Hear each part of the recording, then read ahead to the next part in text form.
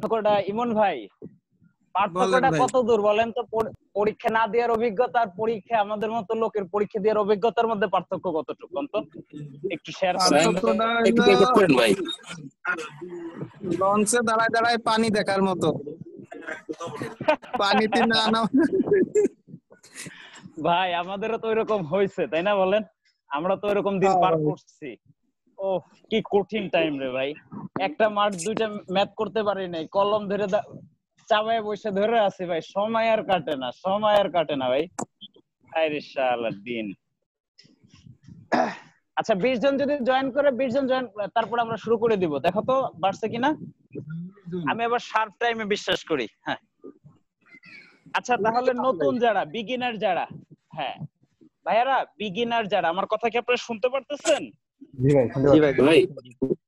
আচ্ছা গুড ভাই হ্যাঁ হ্যাঁ বলেন ভাই। আমি পারভেজ আর কি, মানে আমি ওই যে হ্যাঁ পারভেজ ছিলাম, বল কিন্তু ভাই। যে আমার ওই যে হ্যাঁ হুজুর আসছে ভাই, কোরআন শরীফ পড়তেছি, ওটা একটু পড়বো, হ্যাঁ তো হ্যাঁ আমি পরে দিয়ে জয়েন করতে পারি কিনা। আচ্ছা তুই তো খালি আবার বুঝছেন? আপনি সাবরিনের গল্প এই করিস, টাইমটা হুজুরের সাথে আবার সাবরিনের গল্প করিস না ভাইয়া। না না ভাই, ঠিক আছে ভাই, আমি দিক দিয়ে ভালো আছি, সমস্যা নাই, ঠিক না আছে। আর ইনশাল্লাহ ভাই দোয়া করেন, আমি কাল পরশু মধ্যে কোরআন শরীফ হাতে নিতেছি। ইনশাআল্লাহ ইনশাআল্লাহ। হ্যাঁ তুই আমাদের ওই যে খই খাওয়াস গ্রামে, কোরআন শরীফ হাতে আচ্ছা নিলে যে খই আর গুড় খাওয়াই, চিড়ামুড়ি, ঠিক আছে? আখের গুড় জোলা গুড় খায় না? হ্যাঁ জোলা গুড় ভাই, আমরাও খাইছি। বাতাসে খাওয়ায় না ভাই? ঠিক আছে ভাই, আর একটু নারকেল হলে বাতাসাও খাওয়ায় ভাই।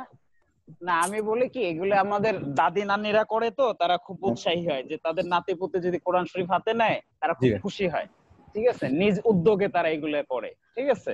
জি ভাই। কাউকে হাসতে দেয় না। আমার ক্ষেত্রে এমনটা হয়েছে, ঠিক আছে? তো যাই হোক, আমরা আসলে সবার যথেষ্ট আগ্রহ আছে, এই জন্য খুব ভালো লাগতেছে, কারণ আপনার উৎসাহ আগ্রহ পেলে আসলে আমি অনেক কিছু করতে পারি, বা চেষ্টা আছে, চেষ্টা থাকবে।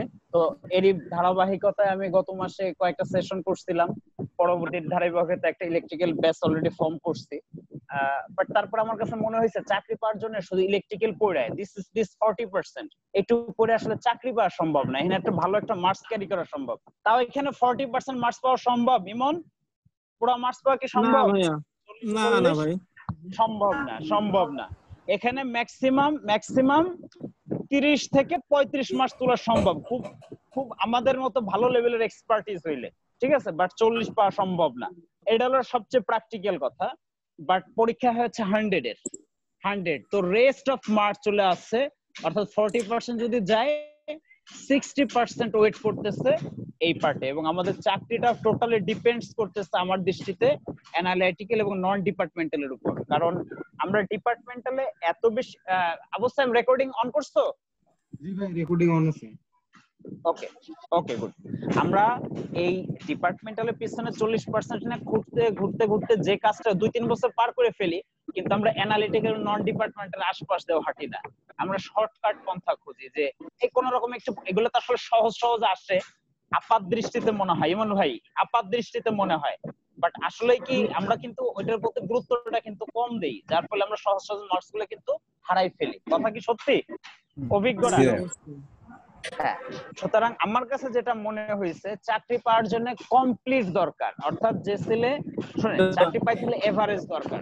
কোন সাবজেক্টে খুব বেশি এক্সপার্ট হইলে, মানে শুধু পাওয়ার সিস্টেমে এক্সপার্ট হইলেন বা পুরো ইলেকট্রিক্যালে 40% এক্সপার্ট হইলেন, আপনি চাকরি পাবেন না। আপনি শুধু নন এক্সপার্ট হইলেন, চাকরি পাবেন না। অ্যানালিটিক্যাল এক্সপার্ট হলে চাকরি পাবেন না। বাট আপনাকে কিন্তু কম্বিনেশন লাগবে, বোথ থ্রির কম্বিনেশন লাগবে, তাহলে কিন্তু চাকরি পাওয়া পসিবল। এখন বুয়েটে আমরা যারা পরীক্ষা দিচ্ছি রিসেন্টলি, বুয়েটে পরীক্ষার কাট মার্কস কিন্তু অনেক বেশি উঠে যাচ্ছে, 80+ কাট মার্কস উঠতেছে, যেখানে আগে 60 থেকে 65 পাইলে চাকরি পাওয়া সম্ভব ছিল, সেখানে কিন্তু 80+ মার্কস উঠে যাচ্ছে। ইমন ভাই কথা কি সত্যি কিনা? জি অবশ্যই ভাই, আগে তো 58 এর পিছনে 56 চাকরি পেয়ে যাইতো। হ্যাঁ 55-তে ইন্টারভিউতে ডাক পাওয়া সম্ভব ছিল আগে পিডিবিতে, বাট এখন সেদিন নাই। কেন কেন এর পিছনে কারণগুলো কি? আমরা প্রত্যেকটা জিনিস, খুঁটিনাটি জিনিস ঘাটতেছি, অনেক অ্যানালাইসিস করতেছি, অনেক বেশি স্টাডি করতেছি, তার চেয়ে বড় কথা অনেক বেশি সিরিয়াস, আমরা অনেক বেশি সিরিয়াস, ঠিক আছে, এবং প্রত্যেকটা ছেলে সিরিয়াস। আর যেহেতু এটা পিএসসির মতো এমন না যে 50% মার্কস পাইলে তাকে ইন্টারভিউতে ডাক দিবে, ব্যাপারটা কিন্তু তা না। এখানে নাম্বার অফ হাইস্ট মার্কস এর উপর ডিপেন্ডস করে, যে 20টা পোস্ট থাকলে সে কত 60 জন 80 জন ডাকবে বা 100 জন ডাকবে, তাই তো? প্রথম যে কয়জন আছে এরকম 10টা পোস্ট থাকলে এরকম 40 জন ডাকবে। আমরা 4টা 5টা পোস্টে পরীক্ষা দেওয়ার লোক, ঠিক আছে, এবং আমরা 2টা পোস্টে অ্যাপ্লাই করার লোক, আমরা কখনো পরীক্ষা কিন্তু মিস দিতাম না। বাট ওখানকার অবস্থা কিন্তু খুব ভয়াবহ। বাট আমাদের রাখতে হবে, আমাদের টার্গেট রাখতে হবে 80% মার্কস আমাকে বুয়েটে পরীক্ষা দিয়ে রাখতে হবে। এই টেন্ডেন্সি কেউ না নিয়ে যায় তাহলে বুয়েটে পরীক্ষা দিয়ে তার খুব বেশি লাভ হবে না, ঠিক আছে? আচ্ছা, এখন ডিপার্টমেন্টাল নিয়ে সবাই অনেক কথা বলে, আমি এতদিন অনেক কথা বলছি, আমি ইলেকট্রিক্যালের অলরেডি ব্যাচ ফর্ম করছে, এটা পড়াইতেছে, এটা নিয়ে আজকে আমার কোনো কথা নাই, ঠিক আছে? বাট আজকে আমার কথা হচ্ছে এই অ্যানালিটিক্যাল এবং নন ডিপার্টমেন্টাল এই 60% মার্কস নিয়ে, ঠিক আছে? এবং আমি আমার ব্যক্তিগত অভিজ্ঞতা থেকে দেখছি যে আমি দেখা গেছে এই সাইডটাতে ভালো করছি, এই সাইডটাতে লেভেলে চলে আসছে, এই সাইডটাতে আমি উইক,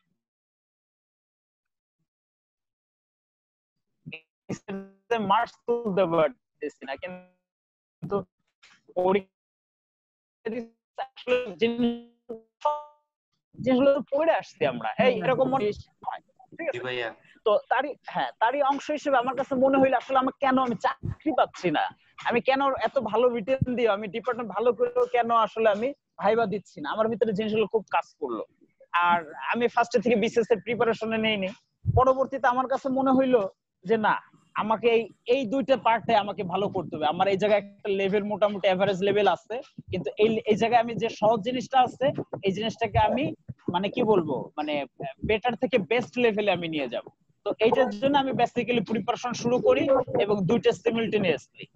এবং মজার ব্যাপার হচ্ছে গত বছরের আজকে কত জুলাই, 25শে জুলাই, এই দিন কিন্তু আমার বিসিএস 40তম প্রিলি পরীক্ষার রেজাল্ট দেয় এবং আমি কিন্তু কোয়ালিফাইড হয়ে যাই। একমাত্র কি কারণে?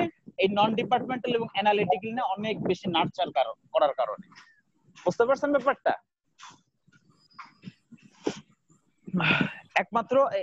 একমাত্র এই কারণেই। হ্যাঁ, তো সুতরাং এটার প্রতি গুরুত্ব দেওয়া আমাদের উচিত। অ্যানালিটিক্যালে 20% মার্কস আসে, 20টা এমসিকিউ থাকে।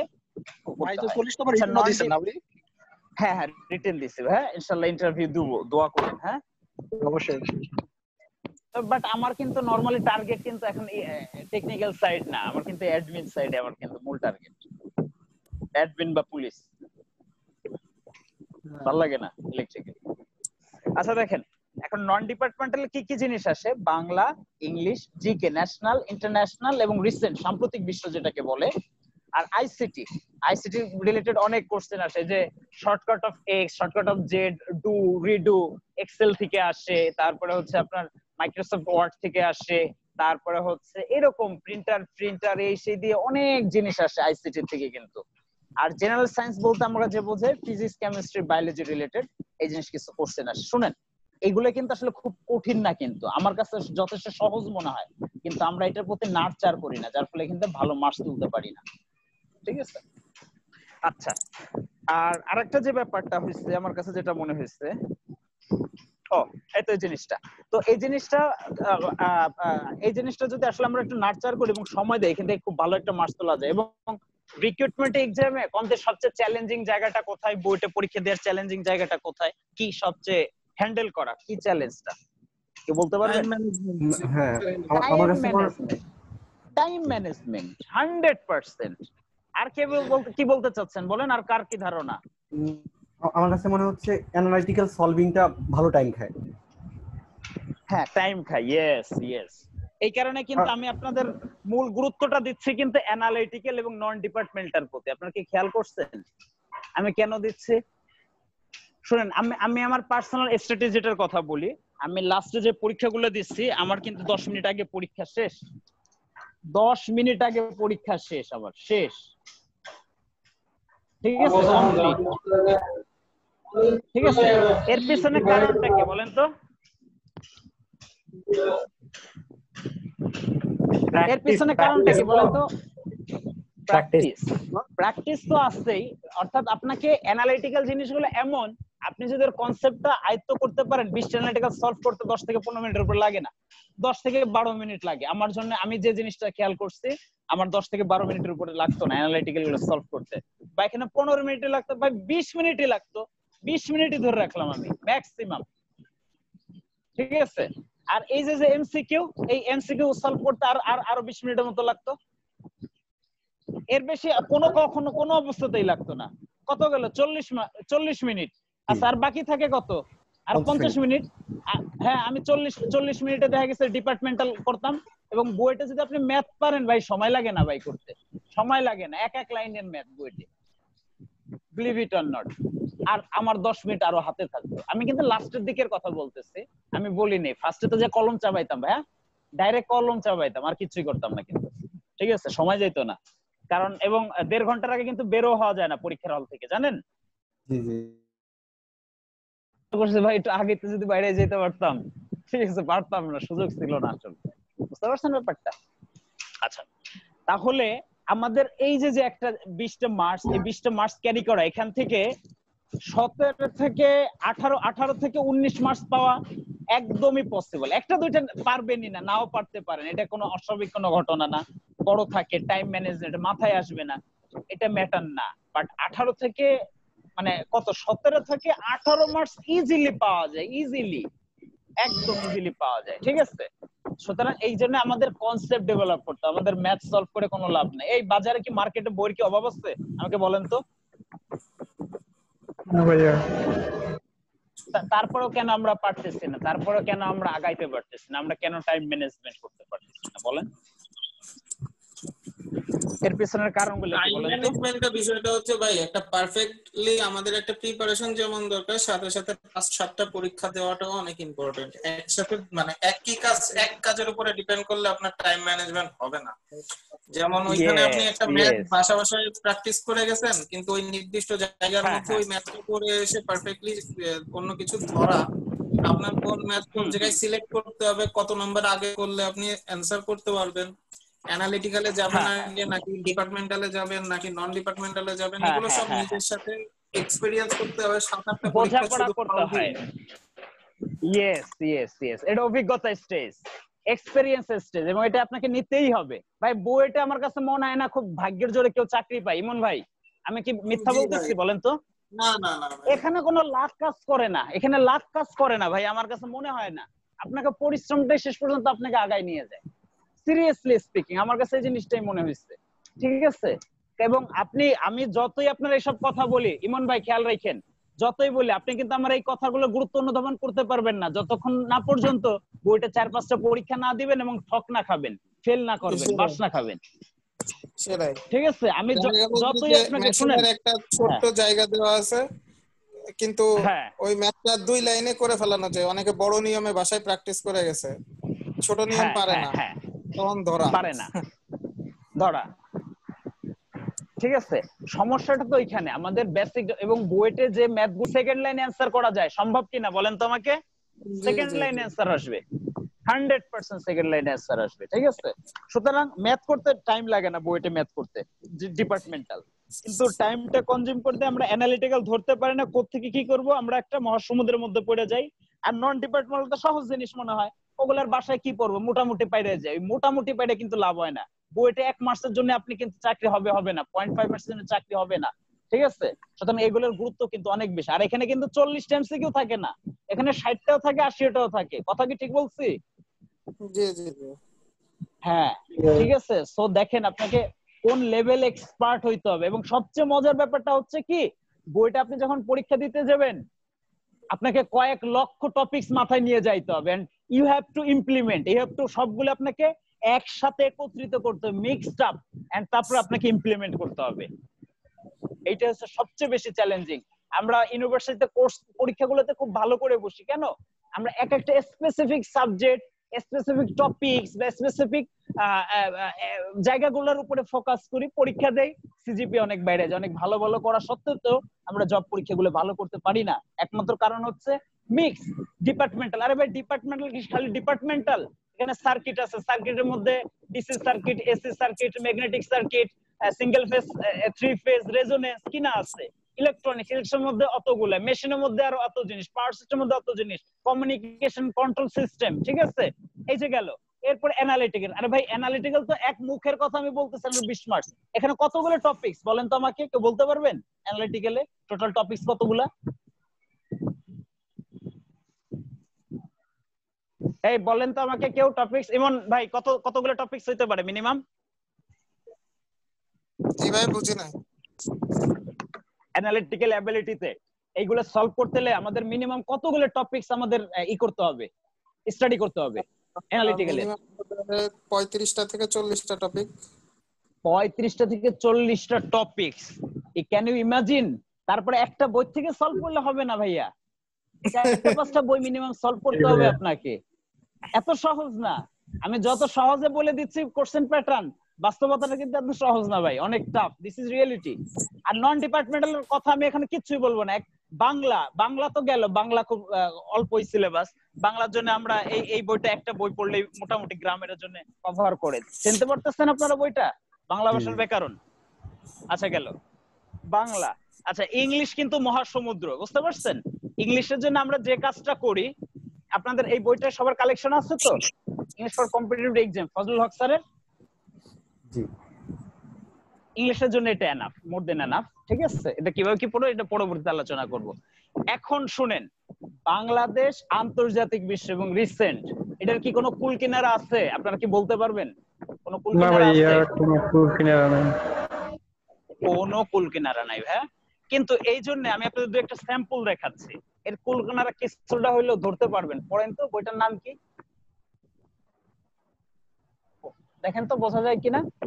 বাংলাদেশ ও বিশ্ব পরিচয়, বাংলাদেশের বিশ্ব পরিচয়, তারপর কি ভূগোল ও পরিবেশ, এরকম অনেক বই আছে আমার কাছে। ঠিক আছে, এবং এগুলা যখন আপনি টেক্সট বুক গুলো পড়বেন তখন দেখবেন আপনার মাথায় ডাটা লোড হবে এবং সেটা কি থেকে যাবে। কিন্তু আমরা যখন ওই ডাইজেস্ট করি, অনেক তথ্যবহুল জিনিস পড়ি, ওগুলো আমরা মাথায় রাখতে পারি না, ওগুলো মাথায় থাকে না। রিসেন্টের জন্য তো কারেন্ট অ্যাফেয়ার্স কোনো কথা নাই। ঠিক আছে, এইটা ব্যাপার গেল। এরপর আইসিটির জন্য আমরা এই যে এই বইটা আছে, শর্ট একটা বই আছে, কই সেটা আনছি, ওয়েট। এই বইটা অনেক কার্যকরী। এই যে ইজি কম্পিউটার তথ্য প্রযুক্তি, খুব কার্যকরী। এর সঙ্গে হচ্ছে আমরা যে মুজিবুর রহমান স্যারের আইসিটি বইটা আছে না, একাদশ দ্বাদশ শ্রেণীর, বুঝতে পারছেন? হ্যাঁ, ওই বইটা খুব কাজের আইসিটির জন্য। এখন জেনারেল সায়েন্স, শুনেন আমরা তো সবাই সায়েন্সের স্টুডেন্ট, এটা নিয়ে কি কোনো ডাউট আছে যে আমরা কিন্তু ফিজিক্স কেমিস্ট্রি বায়োলজি এবং যা আসে কিন্তু পারি? কি পরিচিত মনে হয় না সবকিছু? বলেন তো আমাকে একটু। হ্যাঁ, বাট সমস্যা হচ্ছে কি, আমরা মনে হয় যে পরিচিত, কিন্তু আমরা কিন্তু ওটা একটু বইগুলো খুলে দেখি না। বাট ফিজিক্স কেমিস্ট্রি বায়োলজির অহরহ টপিকস কিন্তু পরীক্ষায়, বোর্ডের পরীক্ষার গুলোতে আসে কিন্তু। এবং আমরা কি সামান্যতম একটু রিভাইজের অভাবে, আমরা এগুলো গুরুত্ব না দেওয়ার অভাবে সহজ কিছু মার্কস গুলো হারাই ফেলি, এবং এখান থেকে আসলে আমরা বিচ্যুত হয়ে যাই। আমরা সময় দিতে থাকি, এফোর্ট দিতে থাকি, কিন্তু একটা রাইট ট্র্যাকে আগাই না, একটা নির্দিষ্ট কৌশলে আগাই না, যার ফলে আমরা ব্যর্থ হয়ে 2 দিন পর আমরা বসে থাকি। তাই তো ব্যাপারটা কিন্তু তাই হয়। ঠিক আছে, এমন একবার অ্যাটেম্প্ট নিয়েছি যে না এই সেক্টরে আর থাকবো না, হতাশ, ডিপ্রেশন, প্রেসার সবকিছু বাজছে, আবার নতুন করে আবার এই লাইনে আসছে, আবার স্টাডি করছে, পড়াশোনা করছে, মানে ছাইড়ে দেয় নেই, হাল ছাড়িয়ে নেই কিন্তু কখনো। এবং এই লাইনের সবচেয়ে গুরুত্বপূর্ণ যে ব্যাপারটা,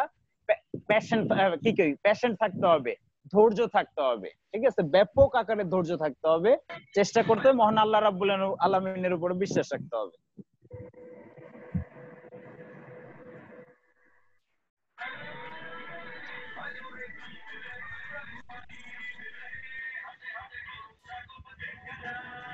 হ্যালো,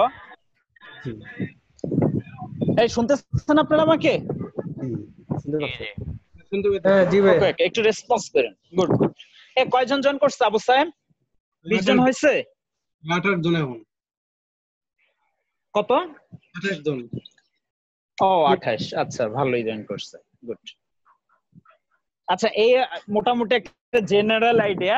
এরপরে কখন কি বই পড়বো তার আগে শুনেন, নন ডিপার্টমেন্টালের জন্য আপনারা সবার আগে বিসিএস কোশ্চেন ব্যাংকটা সবার আগে পড়া উচিত, 10 থেকে 40তম, কারণ অনেক বিসিএস এর অনেক কোশ্চেন হুবহু কপি করে দেয় কিন্তু। ঠিক আছে, এটা কেউ যদি বেস নিয়ে খুব ভালো করে পড়তে পারেন, আপনাকে খুব ভালো একটা সাপোর্ট দিবে।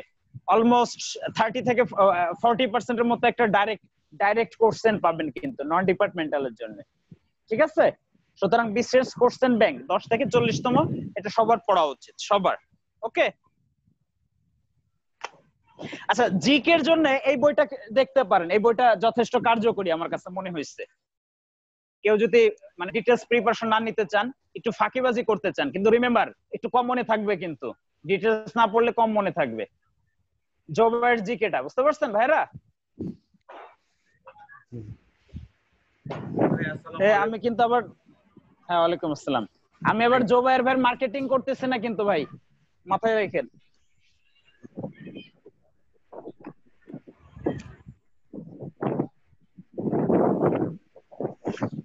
এখন কি আপনাদের কিছু অ্যানালিটিক্যাল জিনিস দেখাবো, কিছু আমি সলভ করে করে দেখাবো যে কিভাবে শর্ট টেকনিকে কনসেপচুয়ালি আমরা আগাইতে পারি এবং টাইম সেভ করতে পারি।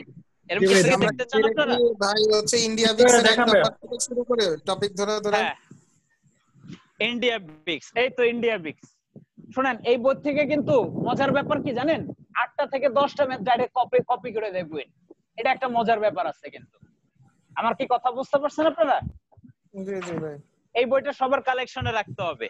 পরবর্তীতে যে কাজটা করতে হবে, আমরা যে যে বইগুলো ফলো করব, দেখেন আমি আপনাদের দেখাচ্ছি।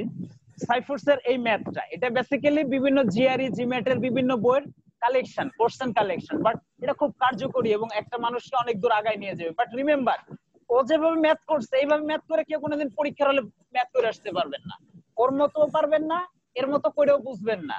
আমরা জানি 8টা থেকে 10টা ম্যাথ আসে, ইমন ভাই, তারপরে কি আমরা ক্লিয়ার করতে পারছি? তারপরে কি আমরা ফুললি ক্লিয়ার করতে পারছি জিনিসটা? না না না, এতটুকু একটা বই, তাও কিন্তু পারি না। এর পিছনে কারণটা কি? আমাদের বেস নাই ওই লেভেলের, ঠিক আছে? এই কারণে আমরা সলভ করতে পারি না। এরপরে এটা যখন হয়ে যাবে, দেখেন আইবি এর এমবি এর কোশ্চেন ব্যাংকটা শুধু ম্যাথ সাবজেক্টটা আপনাকে অনেক বেসিক ক্লিয়ার করে দিবে, অনেক কনসেপ্ট আগায় দিবে, আপনাকে অনেক বুস্ট করবে এইটা। তারপরে যে আইবি এর বিবি এর, আমার কাছে মনে হয় আমার ব্যক্তিগত অভিজ্ঞতা থেকে এই 4টা বই যদি কেউ সবার আগে বিক্সটা, তারপরে সাইফুরসের এই ম্যাথটা, এরপরে কোশ্চেন সলিউশন প্লাস বিসিএস এর কোশ্চেন সলিউশন গুলা, অর্থাৎ কই বিসিএস কোশ্চেন ব্যাংকের যা আছে, এটা যদি কেউ করতে পারে, তার নন ডিপার্টমেন্টালে কি বলবো আমি, অর্থাৎ 70 থেকে 80% কভার হয়ে যাবে। আমার কি কথা বোঝা গেল? এর সবচেয়ে ভালো হয় কি যে ইন টোটালে যে কয়টা আসলে বই আছে সবগুলো যদি একসাথে একটা ছবি তুলে রেখেও যদি আমাদেরকে গ্রুপে দিয়ে দেন, তাহলে হয়তো আরো জিনিসগুলো আমাদের আমাদের জন্য সুবিধা। যেমন আমি অলরেডি আমি দিয়ে দিয়েছি ভাইয়া, শুনেন। তারপরে এই দেখেন অলরেডি 3টা বই ভাই কালেক্ট করতে পারছি অলরেডি। Good good nice. কে ভাইয়া বলেন তো নাম কি? আমি হিমেল, শাফিলবাড়ি হিমেল। ইমন ভাই? ও হিমেল, গুড গুড। হ্যাঁ হ্যাঁ গুড ভাইয়া, তোমার স্পিড আছে। আরে বাপ রে, তুমি ক্লাস শুরু করার আগে সব বইটা একদম কিনে কালেক্ট করে ফেলছো? কালকে কিনা হলাইছে ভাই, নীল খেতে যে কালকে কিনা হলাইছে ভাই। শুনো, ইমন ভাইয়ের একটা ফোনও দিছে অলরেডি। অপু ভাই আপনারা তো ফোন দিলেন কত? হ্যাঁ হ্যাঁ দিছিলা। শুনো, দিস ইজ স্পিড। আমি এরকম কিছু পোলাপান তোমাদের মধ্যে পাচ্ছি যে তোমাদের প্রচুর আগ্রহ আছে, তোমাদের স্পিড আছে, এবং একটা মানুষকে লাইফে আগায় যাওয়ার জন্য স্পিডটাই এনাফ। বুঝতে পারছো? অনেক বেশি দরকার একটা স্পিড। তোমার যদি স্পিড না থাকে, তুমি 24 ঘন্টার মধ্যে কখনো 18-20 ঘন্টা টেবিলে বসে থাকতে পারবে না। বাট প্র্যাকটিক্যাল কথা হচ্ছে, তুমি যদি 10 ঘন্টা পড়ো, 15 ঘন্টা পড়ো, ওটা কিন্তু সপ্তাহে 7 দিনই কিন্তু চাই। সপ্তাহে 7 দিনই কিন্তু চাই, একটা কনসিস্টেন্সি থাকতে হবে। বুঝা গেল? আচ্ছা, এরপরে খাইরুস ব্যাংক ম্যাথ, তুমি এখানে প্রচুর প্র্যাকটিস আছে, তুমি ওখান থেকে তুমি বেসিকটা ক্লিয়ার করে নিয়ে আসতে পারলে, তখন এইসব তুমি সব বই সলভ করতে পারবা। জিআরই জিমেটের থেকে শুরু করে, ওয়েবসাইট থেকে শুরু করে যত ব্যাংকের কোশ্চেন আছে সব সলভ করতে পারবা, কোনো সমস্যা নাই। But you have to needs basic, তোমার বেসিকটা দরকার। এবং আমরা বেসিক্যালি ওইটার উপরে নার্চার করি না, নার্চার না করার ফলে আসলে আমরা মার্কস গুলো তুলতে পারি না, সহজ মার্কস গুলো। এবার আমি বলি আমি কিভাবে টিকতাম বা আমার টার্গেট গুলো কি থাকতো বইতে। দেখো, এই যে ডিপার্টমেন্টাল 40%, হ্যাঁ, এখান থেকে আমার টার্গেট থাকতো 35% মার্কস, যে 35 আমি তুলবো। একটা অঙ্ক আমি নাও পারতে পারি, অনেক সময় পাইরেও গেছি কিন্তু। ওকে, অ্যানালাইটিক্যাল 18। আচ্ছা, এরপরে বাকি থাকলো কি নন ডিপার্টমেন্টাল। 40 আসে না, আমার যে টার্গেট থাকতো 35 থেকে 38। এই যোগ করো, কত আসে মার্কস, কত আসে হিসাব করো তো। কত পার্সেন্ট মার্কস এখানে আসে? হ্যাঁ এটাই আসতো, এবং লাস্ট টাইমে যে মার্কস গুলো বলতাম তাই হইতো 88 থেকে 90% মার্কস, এবং তাই আসতো। ঠিক আছে, 10 মিনিট আগে পরীক্ষা শেষ করতাম। এর কিছু মাহাত্ম্য আছে, বোঝা যায়, কারণ তুমি কিছু করলে, ফিল করলে তুমি নিজে বুঝবা যে কিছু হইতেছে। এবং আমার যে কাজটা হইতো, আমি বইতে এমসিকিউ কিভাবে দাগাইতাম, তোমরা কিভাবে দাগাও? ইমন, এমসিকিউ গুলো দাগাও কিভাবে ভাইয়া বলো তো? ফার্স্টে পেন্সিল দিয়ে দাগাই, তারপরে ইয়া করে ফেলাইতাম। না, এবার শোনো টাইম সেভটা কিভাবে করা যায়। আমি আমার অভিজ্ঞতার কথা বলি। আমি প্রথম কি করতাম, ডিপার্টমেন্টাল কোশ্চেন গুলো আগে একটু দেখে নিতাম। আবু সাইম কত মিনিট আছে আর এই লিংক? ভাই আর 7 মিনিট আছে, 7 মিনিট পরে সেম লিংকে আচ্ছা এখন লিসেন টু অল, সবাই শুনে রাখেন, 40 মিনিট পর লাইনটা কেটে গেলে যাবে, কিন্তু ওই লিংকে আবার ক্লিক করবেন, তাহলে আবার আমরা মিটিং এ জয়েন করতে পারবো। বোঝা গেল? জি জি জি ভাই। সবাই ওই লিংকে, হ্যাঁ ওই লিংকে ক্রিয়েট করবেন। হ্যাঁ গেল। এখন আমি যে কাজটা করতাম দেখেন, ডিপার্টমেন্টাল একটু কথাবার্তা বলতেছি আজকে বেশি, আপনারা অধৈর্য হইতেছেন নাকি? না না না ভাইয়া। আচ্ছা গুড, নাইস। আচ্ছা আমি যে কাজটা করতাম, প্রথম ডিপার্টমেন্টাল কোশ্চেন গুলো জাস্ট দেখতাম সিন, এরপরে আমি যাইতাম হলো আগে নন ডিপার্টমেন্টালে আমি কয়টা পারতেছি, আমি দেখেছি 60টা কোশ্চেন আসছে 40 মার্কের জন্য। আমি এটে গেলেন যেটাকে বলে ওইদিকে দাগ দেওয়ার চেষ্টা করতাম, যেটা পারতাম একটা ফটো দিয়ে চলে যেতাম, যেটা পারতাম না গোল দাগ দিয়ে পিছনে চলে যেতাম, ওটা নিয়ে আমি আর কোনো চিন্তা ভাবনা করতাম না। এরপরে দেখলাম যে 60টার মধ্যে 50টা এটে গ্যালেন্সে পড়ে গেছি, যে কটা পারি না ওটা থুয়ে দিতাম গোল দাগ দিয়ে। এরপরে অ্যানালিটিক্যালে চাইতাম, অ্যানালিটিক্যাল সলভ করার সময় এটে গ্যালেন্সে দেখা গেছে 10টা পেরে গেছি, একবার ক্যালকুলেটর চাপায়, এরপরে 10টা বাকি আছে। আমি যে কাজটা করতাম, এরপর ডিপার্টমেন্টালে আমি কিন্তু এখনো দাগাই নাই, কিন্তু ভাই আমি কিন্তু এমসিকিউ এরকম দাগাই নাই, আমি কিন্তু দাগ দিয়ে চলে গেছি। আমার এখানে 10টা বাকি, এখানে 10টা, আমি কিন্তু ডিপার্টমেন্টালে চলে গেছি, আমি কিন্তু 8টা 9টা 10টা জামায়াত করছি পড়ে আসছি। এরপর আমার হাতে দেখে গেছে এখনো 30 মিনিটস টাইম হাতে আছে। এই যে বেশি টাইমটা আছে। এবং ডিপার্টমেন্টাল, ইমন ভাই ডিপার্টমেন্টাল যদি না পারি আসলে কি আর পারা যায় বলেন তো? বইটা যেটা পারবো নাকি পারা যায়? না না, পারা যায় না, খুব বেশি ট্রাই করে লাভ হয় না। ঠিক আছে, কনসেপ্ট থাকলে পারবেন, না হলে পারবেন না। সুতরাং ওইটা নিয়ে যেটা একটা পারতাম না, দুইটা পারতাম না, হোয়াটএভার, ওটা নিয়ে আর মাথা ঘামাইতাম না, কারণ আমার কিন্তু এখানে অনেক বড় একটা মার্কস ধরা রয়েছে। তখন আমি এই যে অ্যানালিটিক্যাল যে 10টা বাকি আছে, নন ডিপার্টমেন্টাল যে 10টা আমি করতে পারি নাই, ওগুলো নিয়ে আমি টাইমিং দিতাম। পরবর্তীতে ফাইনালি আমার যখন হয়ে যেত, আমি ফার্স্ট পেজে যাইতাম, 1 2 3 4 5, 1 এর ক, 2 এর খ, 3 এর গ, 3 এর ঘ, মাথায় মনে রাখলাম, দাগ দিতাম, এভাবে পড়ে এরপরে একবারে দাগ দিতাম। এতে আমার দেখা গেছে আরো 5 মিনিট সেভ হইতো। আমার কি কথা বোঝা গেছে ভাইয়ারা? আমি কিন্তু এই পলিসিটা অ্যাপ্লাই করতাম, তাতে কিন্তু আমার টাইমটা অনেক সেভ করতে পারি। বোঝা গেল? 1 এর ঘ 2 এর ঘ কি বলছেন ভাইয়া? এটা বুঝি নাই। 1 এর ঘ ও লাইক দ্যাট। আচ্ছা ওয়েট একটু যেমন তোমার অ্যানালিটিক্যাল পার্টের 1 থেকে 20টা পর্যন্ত আছে। গুড। এখন সে এর এ, 2 এর বি, 3 সি, এর ডি, 4টা, কিন্তু এটা কিন্তু ফ্রন্ট পেজে থাকে। এই দাগগুলো দিতে হয় কোথায়? ফ্রন্ট পেজে দাগ দিতে হয় না? হ্যাঁ, সেক্ষেত্রে আমি কি, হ্যাঁ আমি জাস্ট মাথায় রাখতাম 1 এর এ, 2 এর বি, 3 এর সি, 4 এর ডি, 4টা মনে রেখে এই পাশে এসে ওই পেজে এসে খালি দাগ দিতাম, 4টা দাগ দিতাম। আবার 5 এর সি, 6 এর ডি, 7 এর এ, 8 এর সি, এভাবে দাগ দিতাম। দাগ দিয়ে যতক্ষণ পর্যন্ত এইগুলো দেখা গেছে যেগুলো পারতাম, এরপর সব একবারে ফ্লাপ করতাম, বৃত্তগুলো ভরাট করতাম, তাতে টাইমটা অনেক কম সেভ হয়ে যাইতো টাইমটা। আমি কি বোঝাইতে চাইছি বুঝছেন আপনারা? হ্যাঁ এই কাজটা করতাম। ঠিক আছে, হোয়াটএভার, এটা সম্পূর্ণ সবার উপর ডিপেন্ডস করে, আমি আমার পার্সোনাল অভিজ্ঞতাটা শেয়ার করলাম। আচ্ছা এখন আমি একটু অ্যানালিটিক্যাল নিয়ে একটু কথাবার্তা বলি। ঠিক আছে শুনেন, এখন আমি যে কাজটা করতে চাই, অ্যানালিটিক্যালটার উপর সবচেয়ে বেশি গুরুত্ব দিতে হবে, বিকজ অফ এটা অনেক টপিকস, অনেক বেশি প্র্যাকটিস করতে হবে, একটা বেস লাগবে আপনাদের, একটা বেস তৈরি না করতে পারলে পারবেন না। কিন্তু নন ডিপার্টমেন্টাল আমি কি নিয়মিত একটা টাচের উপরে রাখবো আপনাদের। হ্যাঁ, এই বাংলাদেশ বিশ্ববিদ্যালয়ের এইটা, আন্তর্জাতিক বিশ্ববিদ্যালয়ের এইটা, সামনে এইটা পরীক্ষা, আইসিটির এইটা, এই আবার পাওয়ার সেক্টর থেকে কিন্তু কোশ্চেন আসে, আপনারা কি খেয়াল করছেন? এটা পাওয়ার সেক্টর এইখান থেকে কিন্তু 5 থেকে 10 মার্কসের কিন্তু কোশ্চেন হয়। মাঝে মাঝেই হয়, বেশি ম্যাক্সিমামই দেয়। সুতরাং এই সাইডটা কিন্তু ইগনোর করার সুযোগ নাই। বাট এটা আমি 2-3টা সেশন করলে, 2 থেকে 3টা সেশন করলে আপনারা এই দিক দিয়ে খুব ভালো একটা কনসেপ্ট পাই যাবেন, এটা ব্রেনেই থাকবে এবং নরমালি এটা এইগুলো পেয়ে যাবেন। এগুলো আমি করে দিব, এটা নিয়ে সমস্যা নেই। সহজ একটা পার্ট আছে, বাট তারপর আমরা অনেক জায়গায় বুঝি না কোথা থেকে কিভাবে পড়বো না পড়বো, এমন একটা ব্যাপার হয়। ঠিক আছে, সুতরাং এগুলো টাচের উপর রাখতে চাই আমি। আর হচ্ছে অ্যানালিটিক্যাল হলো নিয়মিত একটা বইয়ের রেফারেন্স ধরে ধরে আমি এগুলো শেষ করতে চাচ্ছি। বুঝতে পারছেন আমার কথাটা?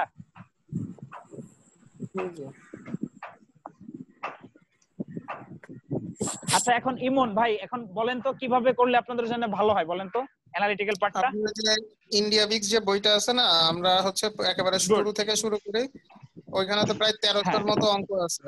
আগে ইন্ডিয়া বিক্সটা শেষ করি, শেষ করার পরে তারপরে হচ্ছে আপনার যে সাইফোর্সের যে ম্যাথটা আছে বইটা, ওই সাইফোর্সের বইটা আমরা শেষ করি।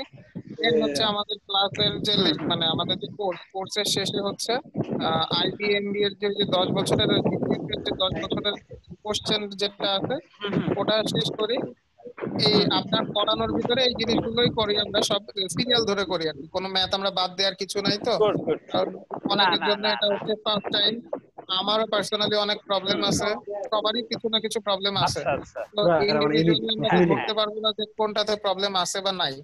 আমাদের এই টোটাল যে 4000 প্লাস ম্যাথ আছে, তো অ্যাটলিস্ট 4000 প্লাস ম্যাথ আমরা সলভ করে ফেলি বাই দিস টাইম। হচ্ছে আপনি আমাদেরকে বলতে পারেন যে তোমরা আজকে কারকটা শেষ করে আইসো, সমাসটা শেষ করে আইসো এই বই থেকে। আমরা আমাদের মতো করে শেষ করলাম, আপনি হয়তোবা সপ্তাহ শেষে আমাদের একটা পরীক্ষা নিলেন। এভাবে করে সেটা করতে পারি, বা আমি ব্যক্তিগতভাবে যে বইগুলো ফলো করছি আমি সেগুলো ফলো করার পরামর্শ দিতে পারি। বিকজ অফ এই সাইড দিয়ে আমরা অনেক ঘাটাঘাটি করতে করতে আমি অনেক বেশি এক্সপেরিয়েন্স হয়ে গেছি। ওইটাই ভাই, এটা অভিজ্ঞতার এক্সপেরিয়েন্স। যেমন ধরেন আপনি যেমন সাধারণ জ্ঞানের জন্য একটা বইয়ের নাম বললেন জোবায়ের, আমি তো পড়তেছি হচ্ছে আপনার এমপি3 টা পড়তেছি। এখন এমপি3 টা পড়ার সময় জিনিসটাকে যেটাতে কিন্তু হিউজ সিলেবাস, ঠিক আছে। যদি আমি মনে করেন শুধু আন্তর্জাতিক বিষয়গুলিতে যাই, শুধু ওইখানে মনে করেন আপনার 4000 বা 5000 পৃষ্ঠারই একটা বই। এখন এটা তো পড়া সম্ভব না টোটালি। না না না না, মহাসমুদ্রে পড়ে যাবেন। আপনার যদি বিসিএস এর প্রিপারেশন না নেওয়ার ইচ্ছা না থাকে তাহলে কেউ ওই সমুদ্রে যায়েন না। তখন আপনি আমাদেরকে বলে দিলেন যে ভাই তোমরা মুদ্রা এরকম এই 200টা মুদ্রা পড়ো, এরকম 300টার রাজধানী পড়ো, ওই রকম বাংলাদেশের ইতিহাসের ভিতরে ওই পার্টগুলো একটু পড়ো, এতগুলো পড়া লাগবে না। কারণ ইতিহাস ধরলে দেখা যায় যে 50 পৃষ্ঠার ইতিহাস আছে, 50 পৃষ্ঠা তো পড়া যাবে না। ওইখানে হয়তো বা 3 থেকে 4টা পৃষ্ঠা পড়বো। তো ওইরকম আর কি আমাদের লেকচারের মনে করেন প্রতিদিন আমরা 1.5 ঘন্টা বা 2 ঘন্টার যে লেকচার, তার 20 মিনিট লাস্টে আপনি আমাদেরকে ওরকম বলে দিলেন যে আজকে এমপি3 বইয়ের আন্তর্জাতিক বিষয়াবলীর আজকে এই 5 পেজ পড়ে ফেলো, বা এরকম কোর্স আউটলাইনটা ওইভাবে আর কি আপনি সাজাইলেন। আর হচ্ছে এই পাশে টার্গেটটা থাকলে অ্যানালিটিক্যালের যে 3টা ম্যাথ বই আছে, 3টা ম্যাথ আমরা সবগুলোভাবে শেষ করে ফেললাম। আমি সেক্ষেত্রে আপনাদের যে কাজটা করতে হবে, কে বলতে চাচ্ছেন কিছু বলেন? হিমেল বলতেছি। হিমেল বলো ইমন ভাই, একটু অনুমতি নিব বাকি ভাইদের কাছ থেকে। আমার যেমন ইমন ভাই যে কথাটা বলছে এটা মোটামুটি একটা গুরুত্বপূর্ণ কথা ইমন ভাই বলছে। এটা একটা আসলে গুড যে এইভাবে আগাইতে পারলে